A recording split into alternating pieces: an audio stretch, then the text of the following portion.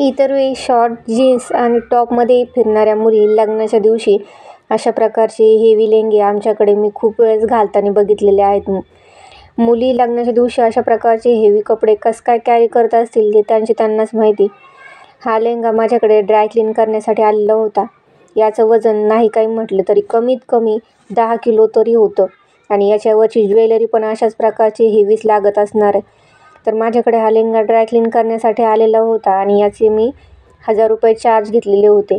दिसण्यावरूनच दिसतं की हा लेंगा नाही काही म्हटलं तरी 25 ते 30 हजाराचा तरी असेल. आमच्याकडे म्हणजेच उत्तर भारतामध्ये लग्न समारंभांमधील अशा प्रकारचे लेंगे घालण्याची खूपच पद्धत आहे. म्हणजे जसं आपल्याकडे आपण पैठणी साड्या किंवा शालू लग्नामध्ये घालत असतो, तसे इकडे अशा प्रकारचे लेंगे घातले जातात आणि ते पण इतके हेवी आणि वर्कवाले असतात. म्हणजे हेवीच लेंगे शक्यतो घातले जातात आणि हे लेंगे बाकी कुठेच खराब नसतात. अगदी वरती जर म्हटलं यांना तर कुठेच डागसुद्धा लागलेला नसतो.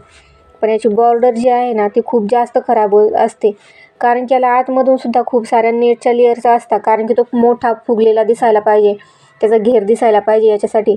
आणि घरी जर याला धुवायचं म्हटलं ना तर तो खूप जड असतो, 2 हाताने सुद्धा उचलत नाही. त्याच्यामुळे घरी तर धुवू शकत नाही. त्याच्यामुळे याला बाहेरच ड्राय क्लीन करायला द्यायला लागतं. आणि याच्यावरचं वर्क जे असतं म्हणजे ह्या लेंग्यावरचं तरी वर्क इतकं सुंदर होतं ना, मिरर वर्क पण होतं, याला थ्रेड वर्क पण होतं आणि खूप सुंदर असा लेंगा होता. परंतु जड मात्र खूप जास्तच होता, म्हणजे वजनाला खूप जास्त होता. मला 2 हाताने सुद्धा उचलत नव्हता. तर मी हा कसा ड्राय क्लीन केला ते मलाच माहिती.